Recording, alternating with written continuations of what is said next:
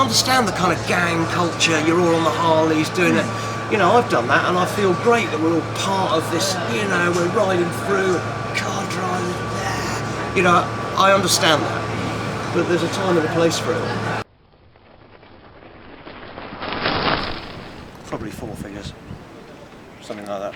Look, the thing is that you have to do something, don't you? You need to have a reward in life, and because I don't drink, you know, it's nice to be able to have a reward. And I know it's bad smoking, but it's not half as bad as what I used to get up to. So, you know, I'm just a bad smoker, and I must give up. But I have not in a month met someone who could even come close to be wanting to mug me.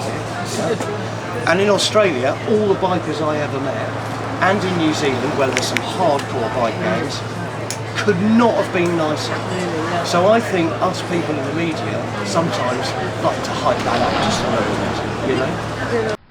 My dream was to ride a Steve McQueen Desert Racer, which is an old British Matisse bike.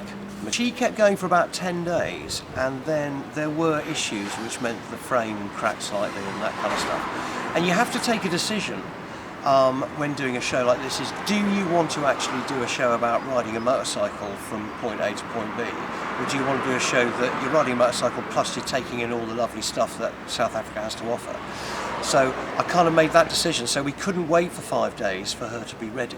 Matisse definitely was a she, because she's pretty high maintenance.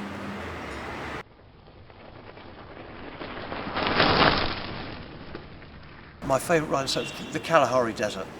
That may seem odd to people who would think that this coastal road out here near Cape Town to Hermanus, stunning. And I did it in the rain and it was still beautiful. But the freedom and the solitude you get in the Kalahari, for me, is what rose my spiritual boat. But man, this country, it's got even riding, you know, through Cape Town's a great ride. I would hate to believe that anyone thinks that actually they should pay attention to, you know, the conformity that perhaps has to be instilled upon us, perhaps, by people, because there's so many of us. In my view, the world is a better place if you actually live it how you want to live it.